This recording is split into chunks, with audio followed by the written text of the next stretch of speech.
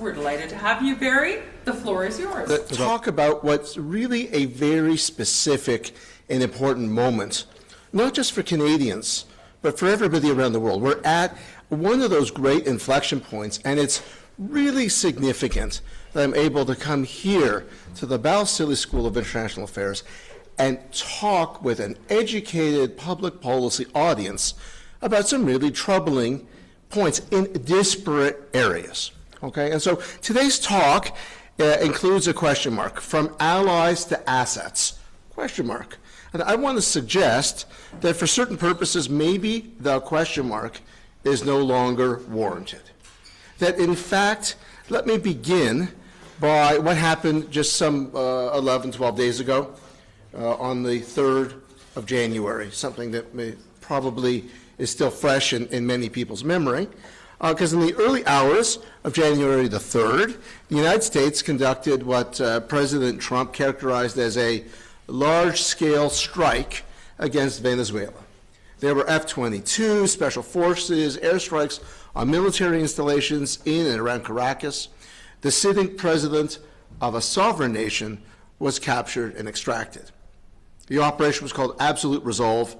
The legal justification was remarkable. Now, let me just point out, I am not a fan of President Maduro. Okay? President Maduro engaged in wholesale, ongoing, multi-year violations of foundational human rights, foundational democratic rights, and was engaged in exporting these same types of violations into other countries. Okay? So he's not the type of person that I would say is a poster child for clemency. Okay?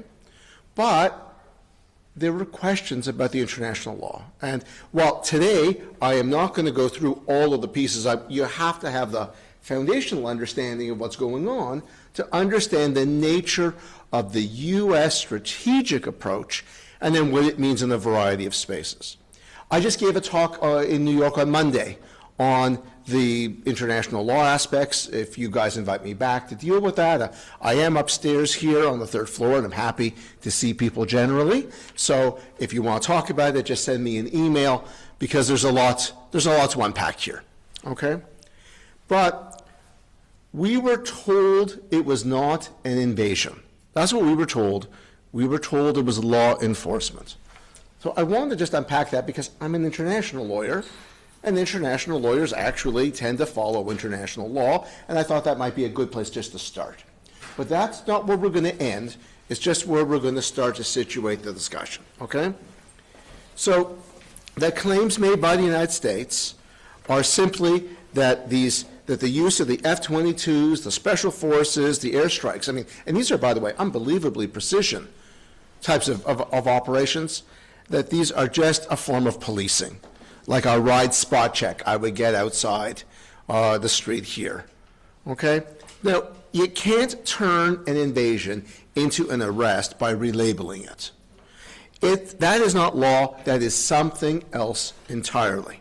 Now, President Trump announced that the United States would run Venezuela until such time as we can do a safe, proper, and judicious transition. American companies, he said, would spend billions to fix the oil infrastructure. For those of us who have spent careers in international law, we know that Article 2.4 of the UN Charter means something. It has to mean something. And Article 2.4 says that all members shall refrain from the threat of use of force against the territorial integrity or the political independence of any state. Now, January 3rd was therefore a clarifying moment. Let me see if I can catch up to my slides here, if I hit the right button. Excuse me a sec. Oh, hit the right button. Okay. I'll try to match the slides with where I'm going. I can get kind of worked up on this one. Okay? So, the post-1945 legal order was not eroded. It was foundationally discarded. Okay? That is really what we found. Now, that doesn't mean, by the way, that international law is not capable of being able to deal with the foundational elements of humanitarian law, because I believe it is, but that's just another talk. It's another discussion. as to how humanities law should make equivalent the elements of humanitarian protection with the elements of territorial integrity. And I believe, foundationally, that the UN Charter can permit that, and that the ICC, the International Criminal Court, actually has jurisprudence, like in the Nikolic case, that would permit that. But international law is a lagging indicator, not a leading indicator, and it doesn't allow it. So, for sure, there are some troubling questions here, okay? For sure. Because these violations themselves, they could have occurred before, right? They did occur before. The U.S. didn't act merely in tension with the U.S. Charter.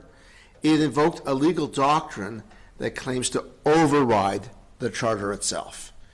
And for countries like Canada that helped create the process of UN peacekeeping, that helped focus on a rule of law-based system where we believe in right over might, this is very troubling, right? These are troubling developments. Because the doctrine itself that we see from the U.S. has implications for everything Canada cares about. And it forces us to ask three fundamental questions that's going to be the leitmotif of my talk today. It's going to force us to ask questions about sovereignty, about prosperity, and about agency. Okay? So let's just look at the new playbook, what I call leverage as statecraft. We all see it. We all feel it here in Canada. We get this, so I don't need to spend a lot of time on it. To understand what happened in Venezuela and what it means for Canada, we need to situate January 3rd within the broader framework articulated in the November 30th, 2025 U.S. National Security Strategy. And if you have not seen the U.S. National Security Strategy, I encourage you to have a peek so you can just see what the U.S. says its policy is. Because the document announces what they call the Trump corollary to the Monroe Doctrine. And let's just listen to the language, okay? After years of neglect, the United States will reassert and enforce the Monroe Doctrine to restore American preeminence in the Western Hemisphere. And it goes on to say, we will deny non-hemispheric competitors the ability to position forces or other threatening capabilities or to own or control strategically vital assets in our hemisphere. Now, just note what's being claimed, right? Not merely opposition to foreign military presence. I understand that. The assertion of authority over strategically vital assets in the hemisphere, that is the explicit goal of American preeminence. So the strategy goes further. It declares that agreements with countries that depend on us most, over which the United States has the most leverage, must be sole source contracts for our, as in U.S., companies. And every U.S. embassy is to identify commercial opportunities for American firms. All U.S. officials are to serve as commercial advocates.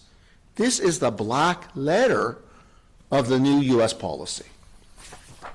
So this is not the language of alliance. This isn't the language of partnership. This is the language of leverage. Get used to it, Canada. It's the language of leverage. Oops, let me catch up with our slides, okay? So I want to talk a little bit about digital policy, because in fact my talk is really about the intersection now with the connection between digital and trade and strategy. But, you know, I thought they were kind of different until New Year's Eve, and they were, and then all of a sudden, 3 days later, they're not. Okay? It's all mixed together. It's one gigantic, cataclysmic, volcanic event that sort of brought in the new year. So the strategy explicitly names Canada's Online Streaming Act and Online News Act as objectionable impositions on American companies. Okay, so they named and shamed us here in Canada. It criticizes what it calls sovereignty-sapping international institutions. I like to think I'm a part of some of those. Ambassador Jameson Greer, the U.S. Trade Representative, gave a major talk on December the 10th to the Atlantic Council, and he made it explicit. Everything that I saw before that was implicit, he made it absolutely explicit. First, he characterized the European digital regulation as trying to set rules for global digital operators. And he stated bluntly, we are not going to allow that regulation to be outsourced. Okay? The same logic applies to Canada, right? When we passed the Online Streaming Act, Washington noticed. When we proposed a digital services tax, Washington threatened retaliation. Remember, we had to pull that away so they would talk to us, and then they never talked to us. Okay? But we pulled back so they would, and then we're still in the same place, right? The pattern is clear. Domestic Canadian policy choices that affect American platform companies are treated not as sovereign decisions, but trade irritants requiring correction. Okay? We are like the dog that's done something bad and requires correction. Now, there's more, because we have some new things. We have some trade extortion, I call the 25% mandates. And this is even more recent.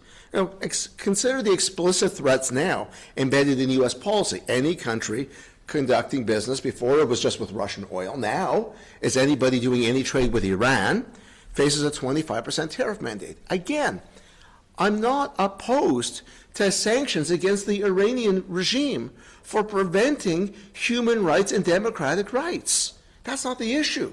The issue is that the secondary sanctions that are being imposed are dressed up as trade policy. It says to Canada and to everybody else, align your foreign economic relationships with the United States preferences or face punishment. That is not the discussion of alliance. That is not the discussion of partnership. That is the use of leverage and control. That is a totally different situation, because when allies become dependent countries subject to leverage, the alliance has been redefined. Whether we acknowledge that redefinition is entirely another matter. And thus, the rest of my talk with you today. The digital siege. Okay? And foundationally, this comes to something I call the algorithmic empire. You'll notice that I've done some writing. You can see I have a blog talking about some of these things, and I've written a paper earlier this summer on that, which you can find on CERN, SSRN. So the override doctrine that I just talked about is not limited just to military force. It operates across domains. And nowhere is this more immediately consequential for Canadians than in the digital sphere. And I want to connect what happened in Venezuela to a different kind of sovereignty challenge, one that affects every single Canadian with a smartphone, just like this, which, as you know, almost every Canadian holds. Unless the school board says you can't have it in front of you, they hold it all the time like a security blanket. Okay? Now, in the last century, power flowed through railroads, it flowed through shipping routes and telegraph lines, right? The state that controlled the bottlenecks controlled the future. Today, the new bottlenecks are digital. And so cloud platforms, machine learning engines, algorithmic systems process the flows of information that governments need to govern. And unlike ports or pipelines, this infrastructure is invisible until it fails, which we've all seen happen, or until it's weaponized, which unfortunately we've also seen happen. So empires once built railroads, now they build algorithms. Good, all right, I'm caught up. I want to talk to you about something called the Cloud Act. The Cloud Act is a U.S. piece of legislation, C-L-O-U-D, and this legislation deals with electronic communications, and it says that any cloud provider subject to U.S. jurisdiction shall comply with disclosure obligations regardless of whether such communication, record, or other information is located within or outside of the United States. If you take my classes at the New York Law School, I spent some time talking about why this was. It was because of a case where the U.S. had wanted to get information from Microsoft in Ireland. Microsoft wouldn't provide it because they said you don't have jurisdiction. The court said, yes, you're right, you don't have jurisdiction, so they changed the law so they would have jurisdiction. It was designed always from day one to have extraterritorial effect, okay? So let me be clear. Data residency, storing data on Canadian servers, does not protect that data from U.S. legal process. Okay? I've written recently a blog and a half on the Cloud Act and a very good paper, which I hope that will be published as a Balsillie paper soon, where we really understand and talk about this in detail. I'm just going to get to the high-level parts for you today, okay? But the question foundationally is not, well, I've gone too far, but the question for you is not where your data sleeps. It's really going to be who can wake it up. That's the test, okay? So in June of 2025, a senior Microsoft executive was asked for under oath before the French Senate whether he could guarantee that French government data would not be transmitted to the U.S. authorities without French authorization. And his answer was unequivocal. He said, non, je ne peux pas garantir. I cannot guarantee it. Why? Because Microsoft is governed by the Cloud Act. And the Cloud Act says that if you are an American company, you've got to produce. It also says if you have minimum contacts, you have to produce. And that's the discussion I have in the paper, because we in Canada misunderstood how extensive that was. And if you read my paper, you will see that companies that are entirely Canadian, like our telcos, like our banks, like our insurance companies, they are all covered by the Cloud Act. And that I found astonishing, okay? Corporate assurances or corporate intentions are simply not enough. Legal obligations are legal obligations. You need to be aware of that. That's our problem. Okay, so our problem is that we're basically digital sharecroppers. What do I mean? Over 80% of Canadian cloud services rely on foreign infrastructure. Probably more. That 80 is just the number I can actually verify in terms of government data. So we're not building any of this on our own digital rails. We're renting space on somebody else's trains and then running on their rails. Okay? Let's just use an example of the Department of National Defense. Our Canadian Department of National Defense operates on Microsoft 365 through a thing called Defense 365. Now, when your defense ministry runs on somebody else's platform, subject to foreign legal compulsion, okay, that whether your courts have anything to say or not, you've outsourced more than IT, right? You've outsourced constitutional control over your national security communications. I'm not sure that was actually such a good idea, right? This is not efficiency, it's dependency disguised as modernization. And from my perspective, Canada is losing jurisdiction and control one system update at a time, one procurement order at a time, and foundationally, we need to do something about it. So I want to talk to you about sovereign compute. Now, sovereign compute is government infrastructure. It is not a procurement question. So first of all, let me give you an example. Someone got it right, okay? The Swiss. The Swiss have created something called Apertus. The Apertus initiative proves that we could build sovereign AI and we could build sovereign cloud if we wanted to. The question is whether we want to or not, okay? So they created an open, multilingual, large language model integrated system into their national supercomputing clusters, legally insulated from all foreign extraterritorial claims. The Swiss decided that sovereign compute, like sovereign currency, is a foundational infrastructure. And they paid for it. They paid a little more so that they could actually exercise control. But if Switzerland can do it, so can Canada. But first, we have to decide that it matters. That's our problem. We have to decide that it matters and that it's worth it to us to be able to have that type of control. Because it might not be the cheapest thing, but it's the only way you're going to maintain your authority and your capacity. Because sovereign compute is a strategic option preserver. It maintains constitutional choice regardless of how pressure arrives, whether that's surveillance, law, sanctions, or trade. It's the life preserver that otherwise we don't have. So, let me give you my three-part test. Any government official I now meet, I give them the three-part test. Because when I would give them all these different recommendations, and I write all the time, and I've written, I think, 9 columns in the National Post in the fall since I've come over here as a Balsillie Scholar, gave me a wonderful opportunity to think and understand, and I'm very thankful for that. But it's too complicated. So now I'm down to 3. 3 things that you need to understand. Is this a good policy or a bad policy? Okay? 3 things, okay? You can just see. I'm going to lay it right out. I'm not even going to hold it back. Sovereignty, prosperity, and agency. And I will unpack and explain each one. Okay? And I have a new Substack blog. Right on that, just so you can get that too. Okay? Sovereignty, prosperity, and agency. So, let me just pull this together, okay? The 3 tests that should govern Canadian policy. And this can work for trade, this can work for digital, this can work for security. It's a beautiful thing, right?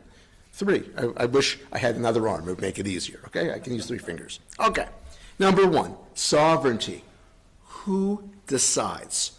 Sovereignty is not about isolation. It's about final authority. Okay? When Canadian data is accessed by the state, which state decides, right? Under whose constitution? Under what remedies, right? If Canadian data can be disclosed under foreign law without Canadian judicial involvement, sovereignty has already been compromised. That's particularly important under the Cloud Act, if you read my article on this, because we have constitutional protections or under the Charter for data privacy, for data held in the cloud in Canada, and Americans don't. So if a Canadian court doesn't get to intervene and have their say, those values, those Canadian rights are gone. They're vaporized. That's a real problem because under the U.S. law, under the Third Amendment, you don't actually have to deal with that. It's just a different test because it's a different system, because there are different rights. They have lower expectations of privacy than we have constitutionally as a protected element in Canada. The same tests apply to January the 3rd, right? When the United States claims authority to override international law or treaties through domestic memoranda, it's asserting that American determinations, not multilateral rules, are the final word. Okay? Canada has to decide what it means to be sovereign before that decision is made for us. That's my point. Okay? Number 2, prosperity. What are we building? Now, you're at the Balsillie School, so let's actually just have a little quote to Jim Balsillie. Okay? I hope he decides to watch this by tape at some point, but at the end of the day, let's see what he said. He said, we've had policy orientations fit for a tangible world, right? But we now live in an intangibles world. Data is not just a resource. It is the most strategic input of the modern economy. Okay?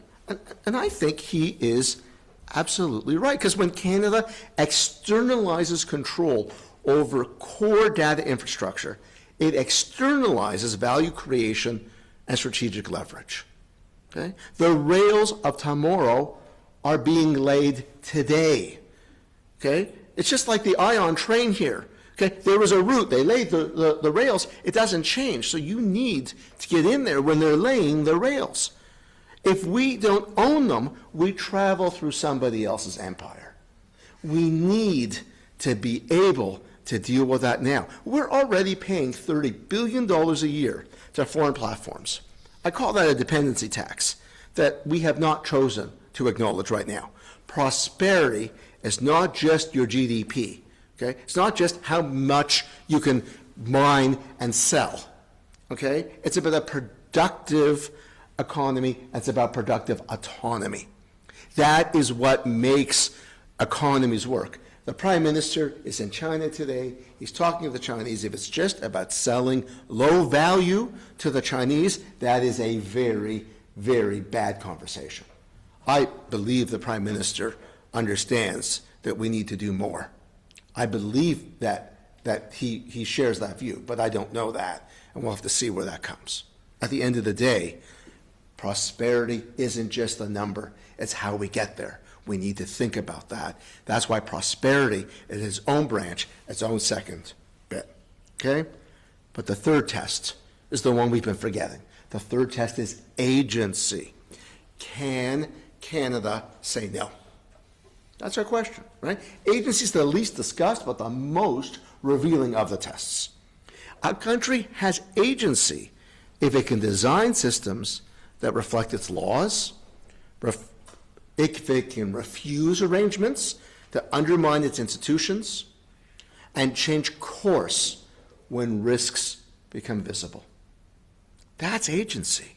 If you cannot say no, you're not negotiating, you're complying. The Cloud Act negotiations are an agency test. The CUSMA review that we're going to have is an agency test. The precedent of January the 3rd is an agency test. And I suspect there will be more that we're going to see, not less. Okay? So we need to actually think about this, because the willingness to be able to say, not on these terms, is what truly creates bargaining power. Bargaining power is not your ability to just say yes to any deal. Bargaining power is the ability to say no and to explain why. That is agency, and that is the critical element that we haven't been thinking about. So, meaningful policy, what does it need? Meaningful Canadian policy doesn't require that we withdraw from global markets or our alliances, but it does require the following things. Constitutional clarity, knowing which legal order governs, and insisting that at least ours be in there. 2, institutional investment. We build capacity rather than renting it from others. 3, procurement discipline, treating infrastructure as a government's infrastructure. All infrastructure, it builds our government, our capacity, and our way to go forward. And then the agency part, the willingness to be ready to say, not on these terms. Yes, we have to work on something, but not on these terms. Innovation without governance leaves us vulnerable. Governance without innovation stagnates progress. Canada needs both. Let me just catch up. Canada needs both. So let me close from where I began. The fundamental principle. Here we go. Sorry. Give you a moment to catch up, especially those following at home. Okay. The fundamental principle of the post-1945 order was a Latin term called pacta sunt servanda. Pacta sunt servanda is the expression that agreements have to be kept. You have to follow your treaties. You've got to follow your contracts. It was the foundational element that in the post-World War II order that we were going to make agreements and follow them. Sort of what we call the rule of law. Now, January 3rd announced a different doctrine. Now, we have to deal with this, not with sentiment, but with an appreciation of the core reality of what's going on. That's why I propose these 3 tests, so we can think about how we navigate this. These are totally uncharted waters for us, right? So the question before Canada is, which constitutional order will govern Canadian data, Canadian commerce, and ultimately Canadian sovereignty? This is a sovereignty question, a prosperity question, an agency question. And so, as you can see on the slide, I think we stand at the hinge of history. The choice is simple.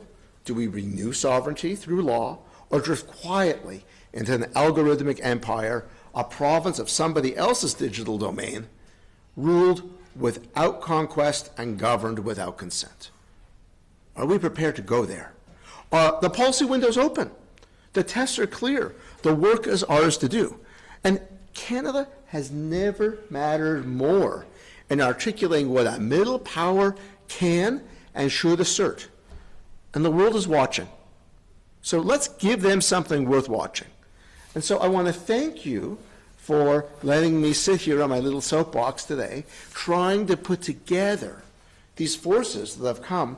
Some of them have been around for a long time. Some of them are just coming now. So I want to start with the line that Barry's drawn between the Venezuela operation to the Cloud Act to the Kuzma review. Like that's a wide range of issues. So can you just help us understand the connective tissue between them?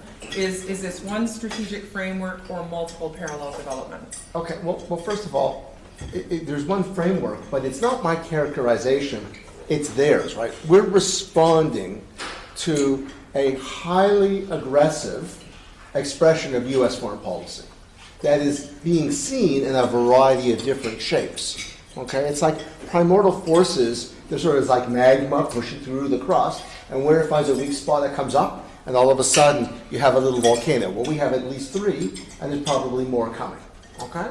So, the 2025 National Security Strategy, the NSS, it explicitly links all of these domains together. So I just want you to understand, I'm not making this up. I'm simply reading and reporting back what they're actually saying. It talks about sole source contracts for our companies and the rule for embassies to be able to get out there and lock up those things, okay, in agreements with our dependent allies.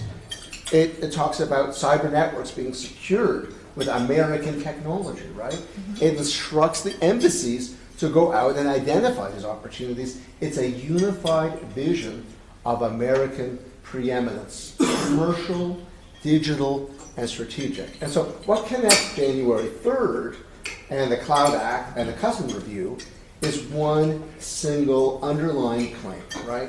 American determinations should prevail over multilateral rules whenever American interests are engaged. That is basically the new reality from the American side.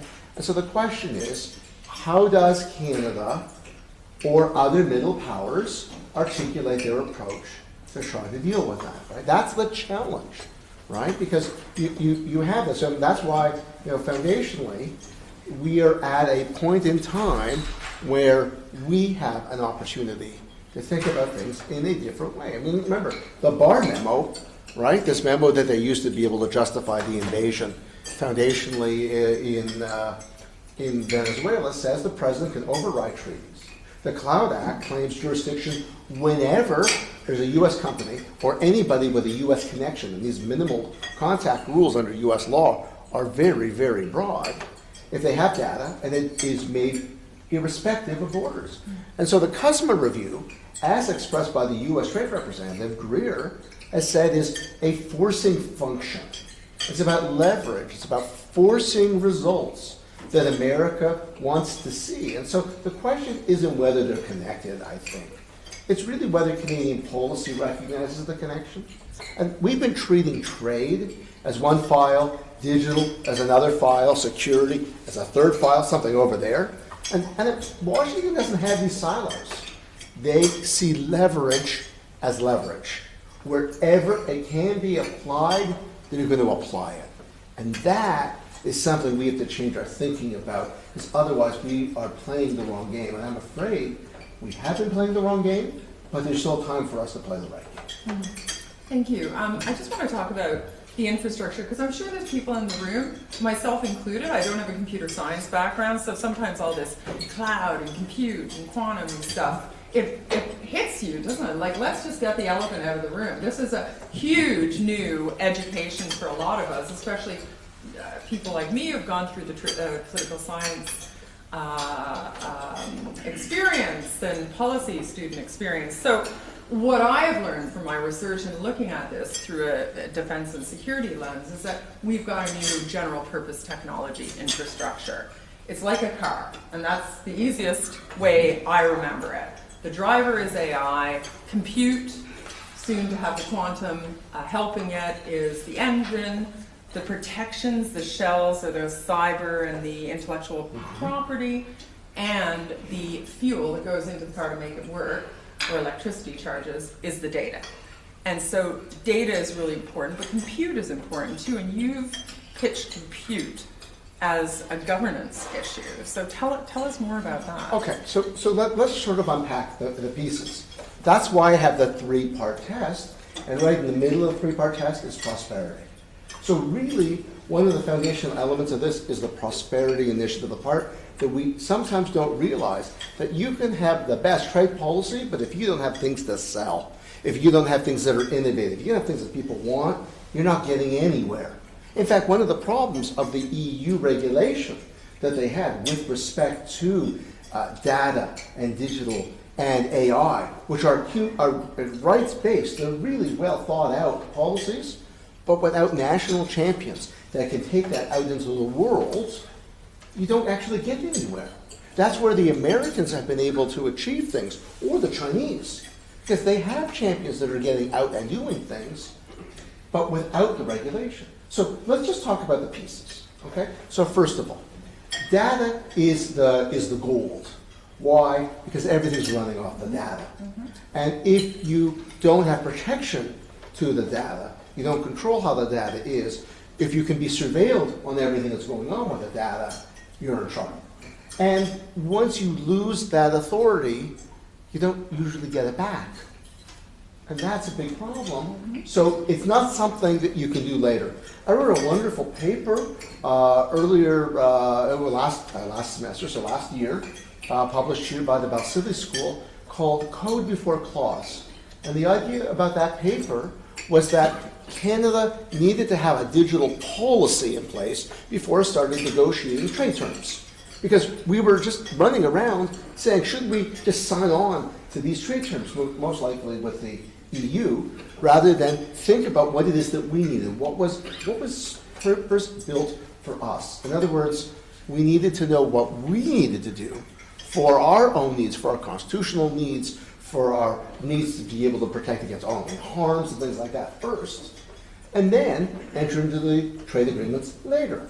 But because we silo everything, people said it would be good to have a deal with them rather than with the United States, so let's just sign that. And the answer to that is a bad idea, not because their approach is wrong. Their approach is probably closest to our approach. It's simply, we need to know what we want to do first. Okay. Now let's just go to sovereign compute. Sovereign compute is your ability to be able to operate if your neighbor, any of them, wants to stop you from being able to operate.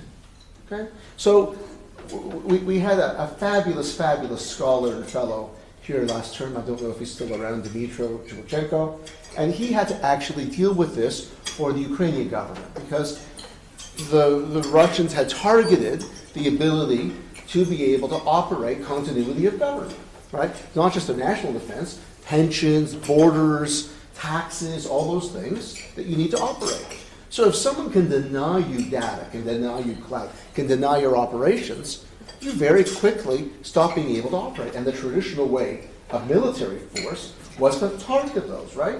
You target that, and then civil authority starts to fall apart. Dr. Chumachenko developed a plan to create multiple versions of this into the cloud, moving petabytes, which is a lot of data, into AWS and other types of modalities to be able to keep the government running no matter what, and it worked. Okay, so good for him, very smart. So at the end of the day, if you can't control that, you no longer can govern. So that's why sovereignty requires some foundational sovereign compute. Now people then say, well, but it's more expensive than going to Microsoft or AWS. Yes, because being able to rule costs more. But that's why there are just some things, so you can decide. There may be some things I don't need to have on the sovereign compute. Maybe I don't have to have my grading on the sovereign compute. Maybe I do. You'll have to tell me. But, I mean, at the end of the day, do I need to have my national defense plans? Do I need to have the process to protect electricity transmission in this country? Do I need to have the process to be able to secure the border? I think so. And that's worth paying more for. So that's why sovereign compute is your ability later to be able to make decisions. Okay? Not everything needs to go there. Then you have the issue about the data, how you want to regulate that. And what happens if you decide, like for example, there's $30 billion a year of digital commerce that's going on in Canada. That digital commerce, whether it's Netflix or Meta or Facebook ads, things like that, we don't tax. Okay? We could tax, we don't tax it. So if Canada wanted to tax that, that was just the smallest part of digital service tax. So why is it that foreign companies operating here are able to generate $30 billion worth of untaxed revenue?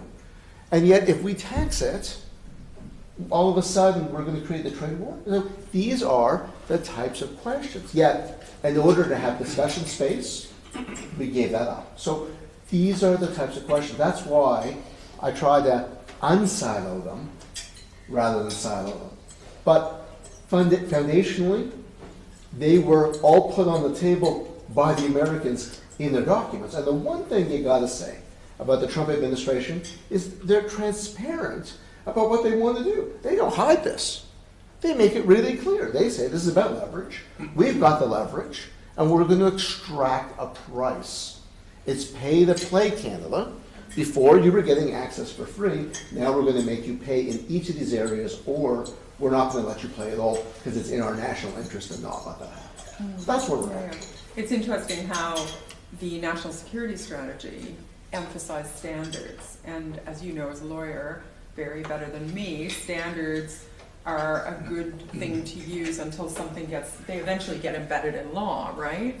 But the frameworks that the US administration pulled out of last week are all those that have their own standards, which I thought were interesting. So international standard, the way that it works now is that if the standard does what the US wants, it's good, and if the standard doesn't, then we can ignore it. That's basically what the documents say. And actually, early this morning, there was a release, I think Bloomberg or the Wall Street Journal actually found the memo that the US government has used to justify the Venezuela action, and it's an update on the Barr memo.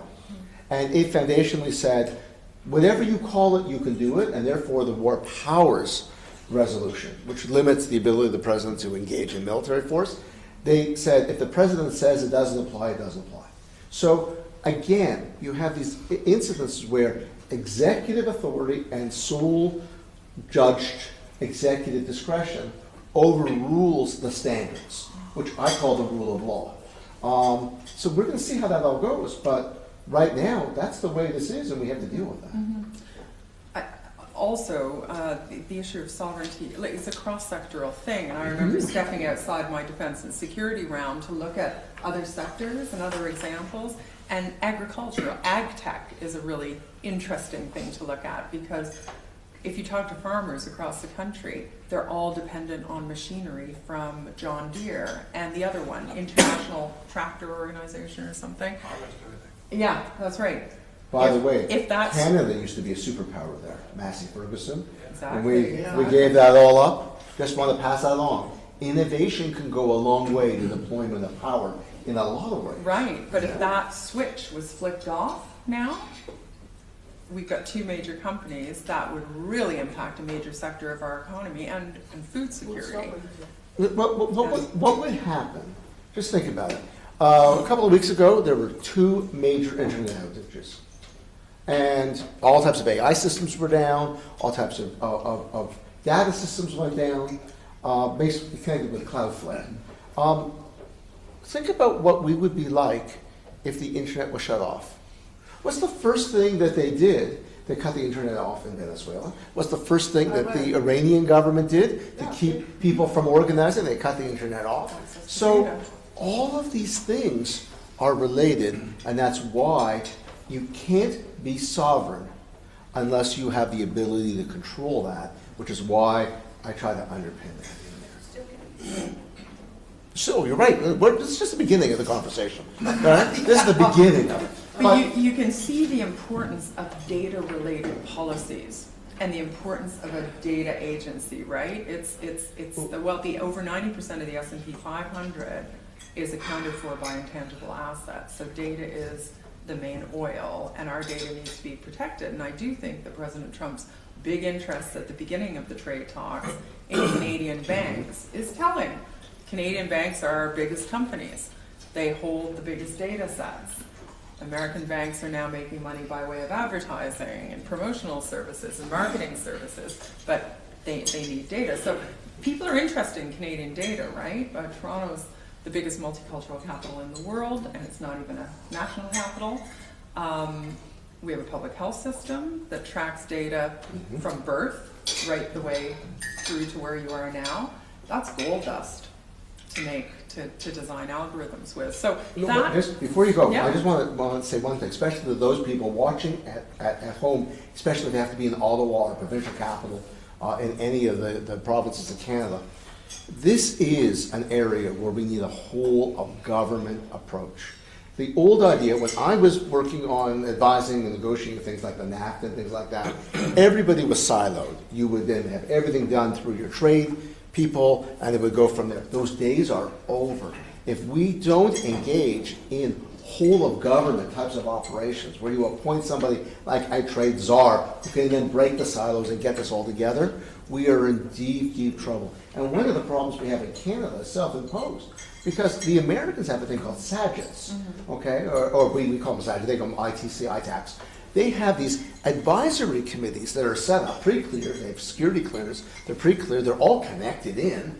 And so if there's a trade proposal, everybody gets a text, or sort of probably on Signal, I would think now. We know how that didn't work for the Secretary of Defense, or sorry, Secretary of War. But at the end of the day, they're all connected, and they get the ability to give ideas in real time to the negotiators. In Canada, we cut that off almost 20 years ago.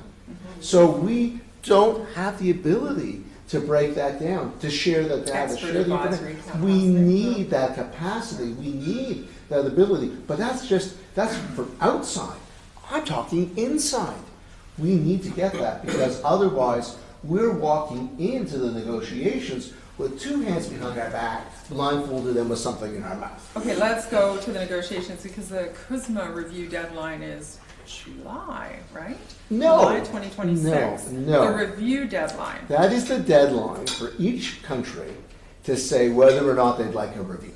Okay? Yes. But it's not the review deadline. That's the deadline to say, would you like a review? Okay. So what should Canada's negotiating position be? All right. So first of all, let's just talk. So I'm sort of a defraud trade lawyer. Okay. So I've written a number of books. I get to deal with this, but let's just sort of think about this. Okay. Number one, you have to look at the terms of the CUSMA agreement. Okay. So the way it works is, we all thought we had an agreement that went until 2036, and the agreement could go to 2036. But after the 6th year, there could be a review. Anybody who says they want a review automatically gets a review, and then every year you're subjected to a review. Now, the agreement goes on, but you're subjected to a review, whatever the hell that means, because it wasn't defined. But there's another provision right beside it in Article 34, and it says that the agreement can be withdrawn without any reason on 6 months' notice. So you not only have the review provision that says it could be a review, which puts political pressure and market pressure, which have been very hard on Canada. But the 6-month clause really means this is not a 16-year deal, but a 6-month deal that is basically there, and it can be pulled at any time. And what did the president say yesterday when he was there? He said, I don't care about this, because foundationally, I am convinced from my discussions in Washington, including my testimony a couple of weeks ago, to an interagency body run by the USTR, that they are not interested in a trilateral deal whatsoever. They are interested in 2 bilateral deals, one with Mexico, one with Canada, because they feel they get more leverage. And they feel, foundationally, that right now they think Canada wants a deal, which it does. But Canada just won't take any deal, which is basically what they want, their deal, my way or the highway, using leverage. And so the problem that we have is that if you want to get a deal done before the midterms are in November, you really want to get what's going on by July, you have to pull the plug by threatening the treaty in the early part of this year, the first quarter. And if you threaten that there's no trade deal, then all of a sudden we go back to the WTO preference, the general preferences, which is significantly worse. Why? Because 85% of our trade is duty-free. And let me just call it for everybody, okay? Just so everybody understands. The U.S. now wants pay the play. And pay the play means that we are not going to get market access to the U.S. for free. So the deal that is on the table, the only deal that's going to get done, unfortunately, is tariffs on everything. And whether it's going to be the UK 10%, they're going to say, no, you're too late for that. The EU 15%, they're going to say, we're too late for that. They're going to want 20%. They'll reduce the sectoral tariffs, perhaps, that we have under Section 232. They're not going to be affected even by the court decision that's going to come up. It doesn't affect those. But they want to make us pay. And they can charge whatever they want. It's like an Uber when it's snowing or raining. Okay? Or Taylor Swift tickets for those of you that don't take Ubers. Okay? Just you're paying whatever it is because they know they have you. And that is exactly what Mr. Trump has been saying. He says 3/4 of your trade is with us. You can't afford to go anywhere. Now let me just back up for a second, because the Prime Minister right now is in China. Just got off the plane. That's a wonderful thing to look at diversifying trade. There are issues that need to be resolved, including some significant human rights issues that need to be dealt with, and then we have some issues about technology and some strategic issues in there as well. But foundationally, the best time to plant a tree if you want shade is 20 years ago. Now, the next best time is today. But you can't get shade today. You can't diversify our economy by getting a new deal, even with the Chinese today. And by the way, they're not going to have a deal with the Chinese today. But these are all steps that we should have been doing for a very long period of time. That we had to also marry up with productivity and innovation. The ability to keep our patents, the ability to keep the intangibles here. Those are the things that drive prosperity. And so they all work together. But right now, the Americans know that we are highly vulnerable. And they are going to use that. Do not ever suspect that this is going to be going back to where we were like a really nice Labrador retriever, you could pat it on the head, and they were happy to have us there, and we would woof and they would rub our tummy. That is not going to happen, okay? The days of sentimentality are over. We need to think about interests. And that requires us to think differently. But it's going to mean that the deal, there will be a deal, and that deal is not going to be pretty. Thank you very much. No, I think it's an important note to leave on, just because as an academic institution, we have to bring a balanced analysis to these things. And it's important to remember that the Trump administration spoke about such issues back in 2017.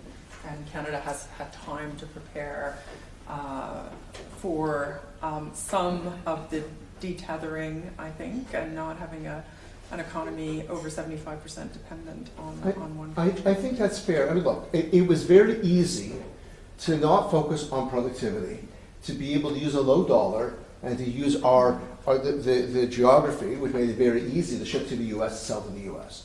I understand that, but that was basically an economy of slothfulness, right? That was that we didn't have to really think about it. We didn't have to work hard like other economies did, and it worked for us for a very long time. But here, I'm like the weather person in Winnipeg, okay? I'm going to tell you that there's going to be a big storm, and it's going to be super cold, and there's going to be a lot of wind. And I'm not making that. I'm just telling you, so don't blame me, okay? It's about public policy. The thing is, what do you do if you're in Winnipeg? I meet the nicest, warmest people. Why? They are prepared for it.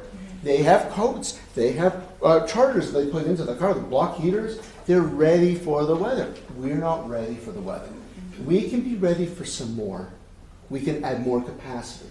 we can add more, but we have to want to be there, or else we're running into Winnipeg winter with speedos on. And that is a bad look. Please don't do that, Canada. Okay, thanks so much, Barry.